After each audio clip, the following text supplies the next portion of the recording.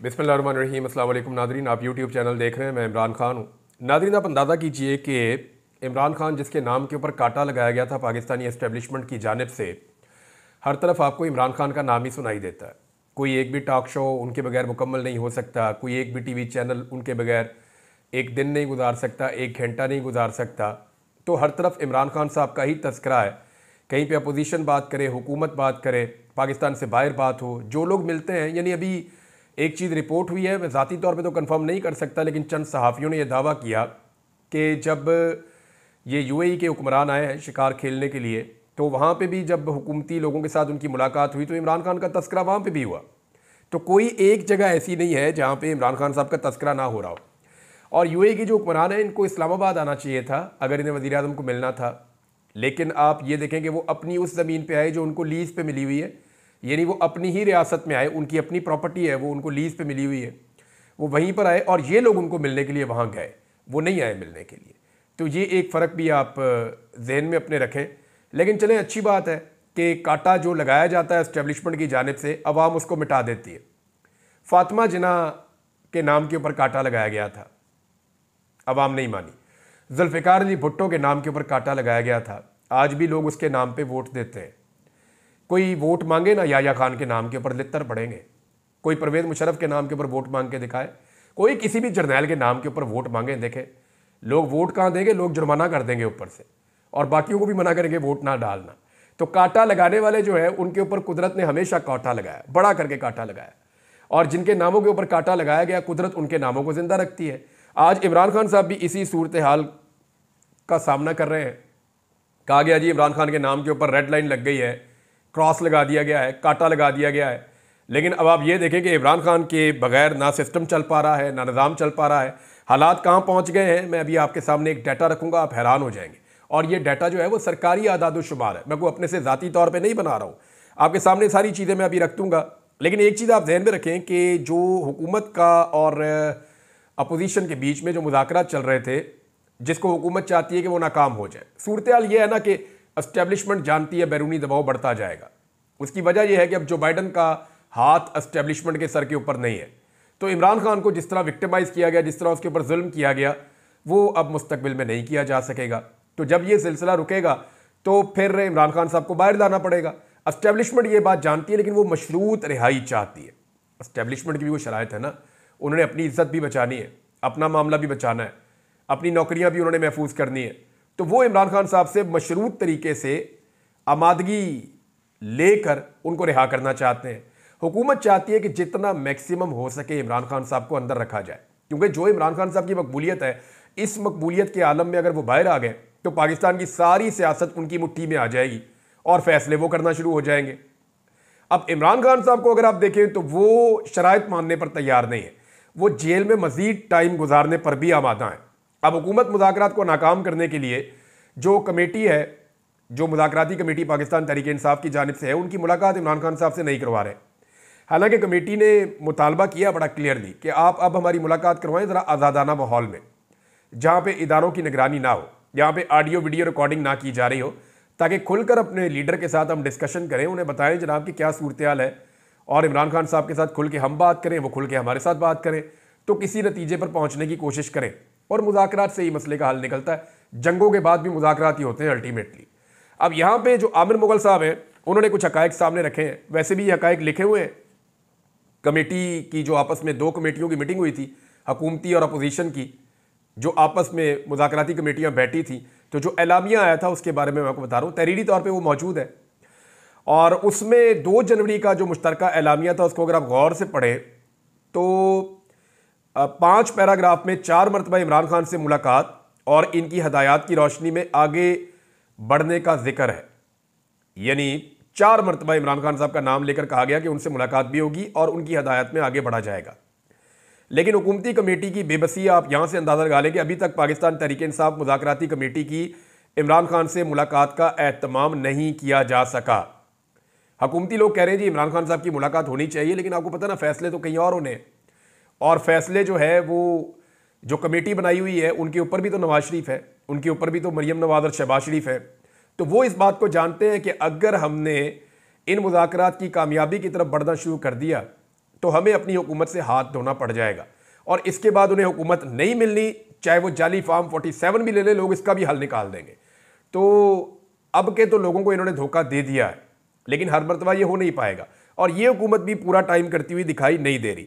तो इस पे असद कैसर साहब ने स्टेटमेंट दिया कि अगर मुलाकात आपने नहीं करवानी तो फिर आप मुज़ाकरात को भूल जाएं, फिर मामला किसी और तरफ जाएगा। पाकिस्तान तहरीक-ए-इंसाफ वैसी एक अवामी तहरीक चलाना चाहती है और वो ये टेस्ट करना चाहती है कि जो बाइडन के जाने के बाद भी पाकिस्तान की एस्टेब्लिशमेंट उसी तरह से जुल्म, बर्बरियत और जबर को जारी रखती है, या डोनाल्ड ट्रंप की इंतजामिया इनके सर के ऊपर हाथ नहीं रखेगी और ये वो सारा कुछ नहीं कर पाएंगे जो इससे पहले इन्होंने किया। देखिए, अगर जुल्म, जबर और फस्तायत ये यहाँ पे जारी रखते हैं और जो बाइडन की तरह डोनाल्ड ट्रंप इनके सर पे हाथ नहीं रखता, तो 2-3 चीज़ें हो जाएंगी फौरी तौर पे। एक तो जो GSP प्लस का जो स्टेटस है वो आपका कॉम्प्रोमाइज़ हो जाएगा। दूसरा, अमेरिका के साथ आपकी ट्रेड, आपके ऊपर कुछ पाबंदियां लग सकती हैं, वो कॉम्प्रोमाइज़ हो जाएगा। IMF की जानिब से आपके ऊपर दबाव बहुत ज़्यादा बढ़ जाएगा। तो ये चीज़ें पाकिस्तान की हुकूमत या एस्टेब्लिशमेंट इनको बर्दाश्त नहीं कर सकती। हुकूमत के तो चलो दिमाग में ये बात होती है ना कि कुछ भी करके हम रेड़ा लगा लें, कुछ भी करके हम घसीट लें इस सिस्टम को, हम आगे बढ़ जाएं। और जो एस्टेब्लिशमेंट है उसको इस बात का आइडिया होता है कि भाई इन्होंने तो सियासत करनी है और इनके ऊपर तो केसेस बने हुए हैं। मुल्क कैसे चलेगा अगर IMF काम नहीं करेगा और मगरबी ममालिक को आप पूरी तरह नाराज़ कर लेंगे, तो आपकी एक्सपोर्ट्स भी बहुत बुरी तरह मुतासर हो जाएंगी। अब इसमें एक बड़ा हौसला अफजा स्टेटमेंट है जो उमर अयूब साहब ने दिया और उन्होंने बड़ा क्लियरली कहा कि इमरान खान साहब ने जो ज़ाती तौर पे उनके ऊपर जुल्म और जबर किया गया है, उस हवाले से इमरान खान साहब ने ऐलान किया है कि मैंने पाकिस्तान की खातिर सबको माफ़ कर दिया। ये उमर अयूब साहब ने एक बड़ा दावा किया, लेकिन साथ ही साथ उन्होंने मुतालबा किया है कि इमरान खान साहब से जो हमारी मुलाकात है वो करवाई जाए और वो आज़ादाना माहौल में करवाई जाए। वहाँ पे जो इदारे हैं वो मौजूद नहीं होने चाहिए, उनकी गैर मौजूदगी में ये मुलाकात हमारी करवाई जाए। अब इमरान खान साहब की जानिब से आम माफ़ी का जो ऐलान है वो उनके ज़ाती मामलात के हवाले से है, जैसे उनके ऊपर कीचड़ उछाला गया, उनके ऊपर झूठे मुकदमात बनाए गए, जेल के अंदर उनको सताया गया, उन्हें तंग किया गया, उन्हें एक छोटे से सेल के अंदर बंद कर दिया गया, बाहर आने से मना कर दिया गया, कभी लाइट बंद कर दी गई, कभी सर्दी के अंदर उनको छोड़ दिया गया। अभी भी जो उनकी बहन है उन्होंने 3 बड़ी शिकायतें की हैं। अलीमा खान साहबा ये कहती हैं कि दुश्मन जो है वो कमीना नहीं होना चाहिए। ये इमरान खान साहब कहते हैं कि आपका दुश्मन हो कोई बात नहीं, लेकिन दुश्मन कमीना नहीं होना चाहिए। तो इमरान खान साहब के जो मुखालिफिन है या दुश्मन है वो कमीनगी की हद पर उतरे हुए हैं, ये अलीमा खान साहबा ने कहा।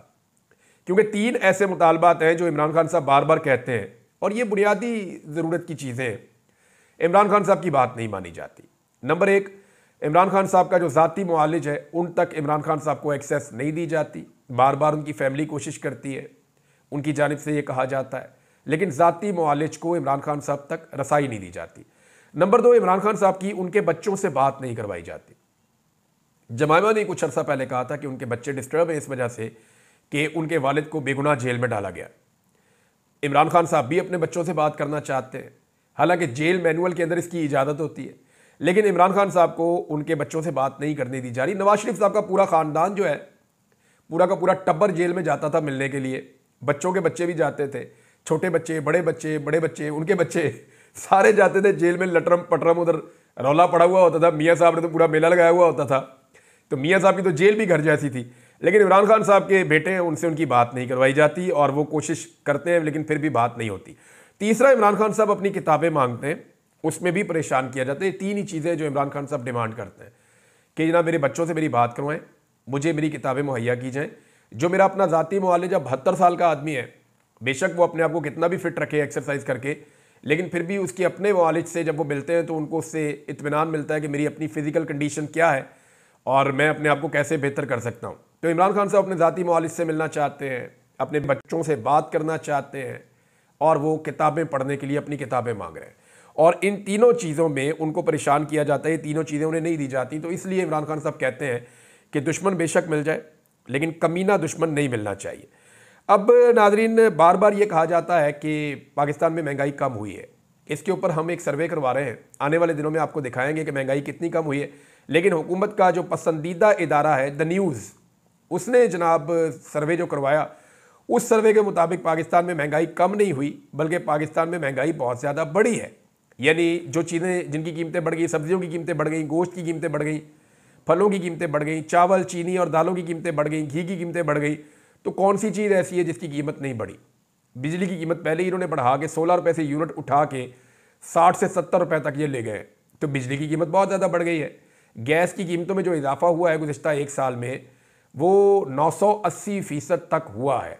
यानी अगर आप इसको वैसे देखें तो 1000% तक का इजाफा तकरीबन जो है वो गैस की कीमतों में भी कर दिया गया है। आप गैस इस्तेमाल करें या ना करें, आपको जो मीटर का रेंट आता है ना, वही इतना ज़्यादा है कि गरीब आदमी को पहले इतना बिल नहीं आता था।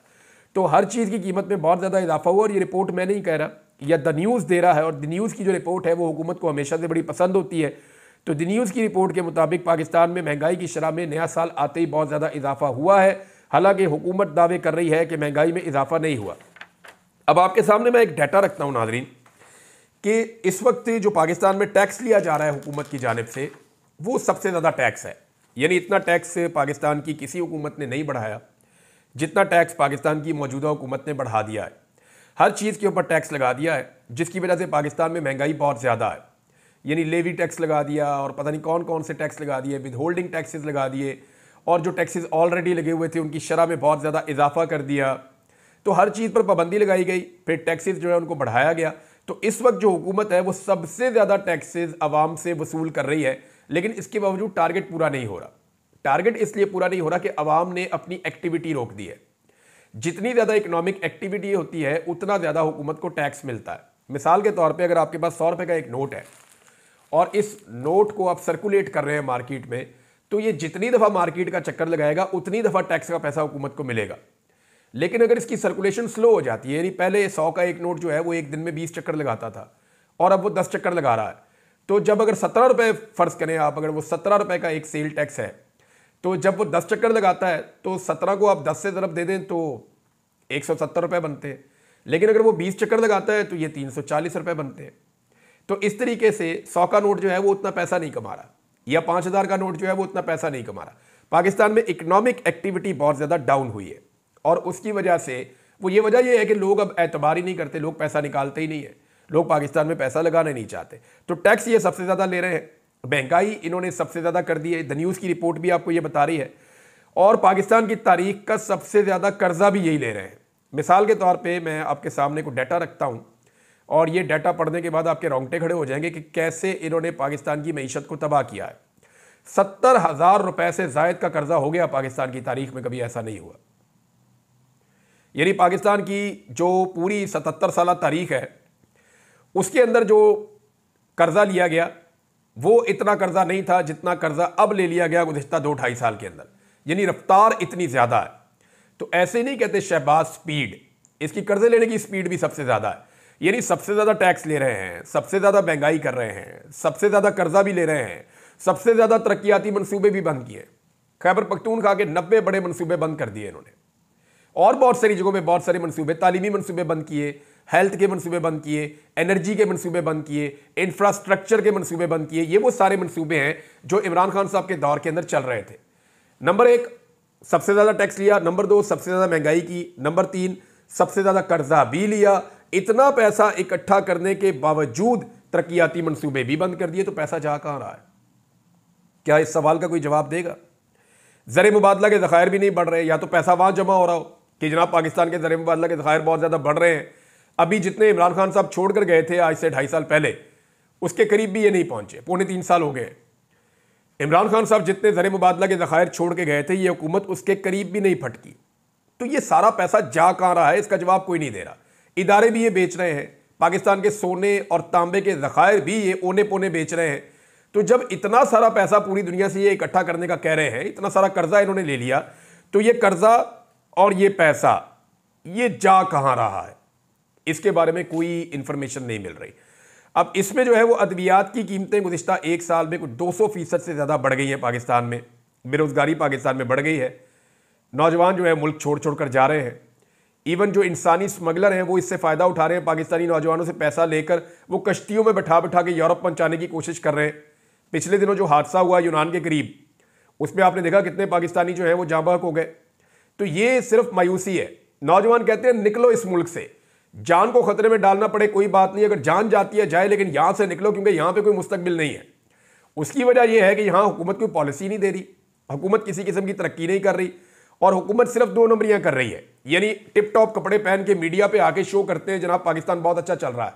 तो आपके कहने से तो पाकिस्तान अच्छा नहीं चल रहा। एक शोबा ऐसा था जिसमें पाकिस्तान तरक्की कर रहा था परवेज मुशर्रफ के दौर से, और ग्रेजुअली पाकिस्तान ऊपर जा रहा था। अगर कोई हुकूमत कोई रोल प्ले ना भी करती, तब भी जो आईटी का शोबा था उसमें पाकिस्तानी नौजवान मिलकर इतनी तेजी से आगे जा रहे थे कि उसके अंदर अरबों डॉलर पाकिस्तान में आ सकते थे। अब वहां पे भी यानी इतना बड़ा नुकसान, सैकड़ों अरब का नुकसान कर दिया पाकिस्तान का इस हुकूमत ने, सिर्फ अपनी जिद पूरी करने के लिए कि जनाब हमारे ऊपर तनकीद होती है तो हम इंटरनेट ही बंद कर देंगे, हम सोशल मीडिया ही बंद कर देंगे, हम वीपीएन ही बंद कर देंगे। ये इन्होंने गंद मारा और उसके नतीजे में 1.62 अरब डॉलर्स पाकिस्तान के डूब गए। ये पैसा पाकिस्तान में आना था, लेकिन ये पैसा पाकिस्तान में नहीं आया, और पाकिस्तान में ना आने की वजह हुकूमत की गलत पॉलिसी, डेटाई, बेशर्मी और नाअहली है, नालायकी है, और ये नालायकी अभी भी जारी है। अब इस वक्त एक नई चीज़ आई है नाज़रीन मेरे सामने, मैं आपके साथ शेयर कर दूं कि ISPR को हर साल 1.6 अरब रुपया दिया जाएगा, जबकि अभी 2 अरब रुपए की ग्रांट उनकी मंजूर की जा रही है। वजह क्या है जी? जाली खबरों से लड़ना ISPR ने। ये काम तो मुफ्त होता था। ISPR के जो मेरे दोस्त हैं, जो वहाँ पे DG साहब हैं, वो ज़रा अपने ज़हन पे जोर दें ना, उनके आने से पहले ये काम मुफ्त नहीं होता था। क्या पाकिस्तानी दुनिया भर में जो पाकिस्तान के खिलाफ प्रोपेगेंडा होता था उसका खुद जवाब नहीं देते थे? क्या पाकिस्तानी डट कर मुकाबला नहीं करते थे पूरी दुनिया के सोशल मीडिया का या मीडिया का या वहाँ पे चलने वाले प्रोपेगेंडा का? तो ये अरबों रुपया तो नहीं लगाना पड़ता था आपको, ये तो पाकिस्तानी खुद खड़े होकर करते थे। लेकिन फिर क्या हुआ कि पाकिस्तानी अब ये काम नहीं कर रहे, आपको पैसा खर्च करना पड़ रहा है। आप पैसा खर्च करके देख लें, ये नहीं होगा। अगर पैसे के साथ ये होता तो बहुत पैसा था जो बाइडन के पास, जो बाइडन के पास बेशुमार पैसा था, वो अमेरिकी सदर था। लेकिन मीडिया सारा का सारा सोशल मीडिया खड़ा हो गया डोनाल्ड ट्रंप के साथ, हालांकि वहां इतना पैसा भी इन्वॉल्व नहीं था। तो सोशल मीडिया एक्चुअली वहां खड़ा होता है जहां लॉजिक होती है। लोग जिस तरफ जाना चाहते हैं उसी तरफ जाते हैं। जितना मर्जी आप पैसा लगाएं, ये हो नहीं पाएगा। आपको पाकिस्तानियों की सपोर्ट चाहिए होगी, और उसके लिए आपको पाकिस्तानियों की साइड पर आकर खड़ा होना पड़ेगा। जब से पाकिस्तान की मिलिट्री एस्टेब्लिशमेंट ने चोरों और डाकुओं का साथ दिया, जब से पाकिस्तान की मिलिट्री एस्टेब्लिशमेंट ने सियासत के अंदर मुदाखलत करते हुए एक हुकूमत को बाहर निकाल के दूसरी हुकूमत को लाकर बिठाया, हालांकि ये काम मिलिट्री एस्टेब्लिशमेंट 70 साल से कर रही है, लेकिन इस मरतबा जिस आदमी के खिलाफ ये काम किया गया वो पत्थर का बना हुआ आदमी है, वो बहुत मजबूत आदमी है, वो डट कर खड़ा हो गया, कौम उसके साथ खड़ी हो गई। इससे पहले जितने भी लोगों के साथ ये काम किया गया वो झुक जाते थे, डील कर लेते थे। लेकिन इस मरतबा मिलिट्री एस्टेब्लिशमेंट ने एक ऐसे आदमी को छेड़ दिया है जो आदमी जेल से बाहर आने की भी कुछ जल्दी नहीं कर रहा। वो बंदा कह रहा है कोई बात नहीं है, ठीक है, मैं सामना करूंगा, और हकायक पूरी कौम के सामने लेकर आ गया। अब इस वक्त पाकिस्तान की मिलिट्री एस्टेब्लिशमेंट को वो सपोर्ट पब्लिक से नहीं मिल रही जो पहले मिलती थी, तो ISPR को अब अरबों रुपया खर्च करना पड़ेगा, जो काम पहले मुफ्त में होता था। और मैं आपको एक बात बता दूं कि अरबों रुपया खर्च करके भी ये काम नहीं होगा। अल्टीमेटली पाकिस्तान के इदारों को पाकिस्तान की आवाम की बात माननी पड़ेगी, अपनी आवाम के सामने सरेंडर करना पड़ेगा, अपनी आवाम के मुताबिक अपनी पॉलिसीज बनानी पड़ेंगी, तब आवाम की सपोर्ट उनको वापस मिल जाएगी, और फिर 1 रुपया भी नहीं लगेगा, काम खुद ही होना शुरू हो जाएगा। नाज़रीन, फौजी अदालतों के हवाले से जो आईनी बेंच है वहाँ पे समाअत हुई है। मेरे 2 बड़े बुनियादी सवालात हैं। एक ये है कि आईनी बेंच ने ही कहा था ना कि फैसले सुना दें फौजी अदालतें, और फौजी अदालतों ने जब फैसले सुनाए तो यही कहकर सुनाए ना कि जी हमें अदालत ने इजाज़त दी है तो हम ये फैसले सुना रहे हैं। तो क्या आईनी बेंच की ये जिम्मेदारी नहीं है कि वो 2 चीज़ें करे? यानी आज हफीजुल्लाह नियाज़ी साहब ने भी कहा और बाकी लोग भी ये शिकवा कर रहे हैं कि जेल के अंदर भी वो जो कैदी जब पहुंचे हैं तो उनके साथ सलूक आम कैदियों वाला नहीं किया जा रहा, उनके ऊपर बहुत कड़ी निगरानी और बड़ी सख्ती उनके ऊपर की जा रही है। तो एक तो बड़ा ये प्रॉब्लम है, ताकि उनसे माफ़ी मंगवाई जाए, वो माफ़ी मांग नहीं रहे, रहम की अपील कर नहीं रहे। और दूसरा उन्होंने कहा जी हमें फैसलों की कॉपियां तो दें।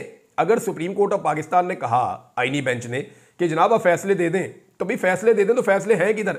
कम से कम आईनी बेंच की ये रिस्पॉन्सिबिलिटी तो है कि फौजी अदालतों को कहें जी इनकी फैसलों की कॉपियां दें ताकि ये अपीलों के अंदर जाएं, और फिर इस बात को भी तय करें कि फौजी अदालत में सिविलियन का ट्रायल हो सकता है या नहीं हो सकता। ये वैसे होना नहीं चाहिए और ये हो भी नहीं सकता। नाज़रीन, कुछ चीज़ें मुझे आपके सामने रखनी है कि पाकिस्तान के मीडिया को बड़े शिकवे हैं पाकिस्तान तहरीक इंसाफ से या आम पाकिस्तानियों से कि आम पाकिस्तानी बदतमीज़ी करते हैं, या आम पाकिस्तानी जो हैं वो इस तरह की बातें करते हैं पाकिस्तानी मीडिया के बारे में कि उन्हें वो कहते हैं कि ये बुग़्ज़ी हैं, ये माफिया है, ये मुनाफिक हैं, ये लफाफा खोर हैं, 2 नंबर है, बरूपी हैं, और बहुत सारे इल्काबात से नवाजते हैं। ये इन अलकाबात से क्यों नवाजा जाता है, मैंने पूरी एक रिपोर्ट तैयार की है, मैं अगले वीलॉग में आपके सामने रखूंगा। लेकिन खैबर पख्तूनख्वा की हुकूमत की कारकर्दगी पे मुजम्मल असलम साहब ने जो एक डाटा शेयर किया है कि उन्होंने कर्जा भी उतारना शुरू कर दिया है, उन्होंने पेंशन्स का भी बंदोबस्त कर दिया है, 40 अरब वहाँ पे भी जमा किया है और उनके पास 3 महीने की सरप्लस तनख्वाहें भी मौजूद हैं। कोई सूबा ऐसा नहीं कर पाया, ना वफाक ऐसा कर पाया। दहशतगर्दी के बावजूद, बुरे तरीन हालात के बावजूद खैबर पख्तूनख्वा ने बेहतर परफॉर्म किया है, तो उन्हें तो शाबाश मिलनी चाहिए। लेकिन DGISPR उनकी गवर्नेंस के ऊपर बात कर रहे थे। अब तक के लिए इतना ही। अपना ख्याल रखिएगा, अपने इस चैनल का भी। अल्लाह हाफ़िज़।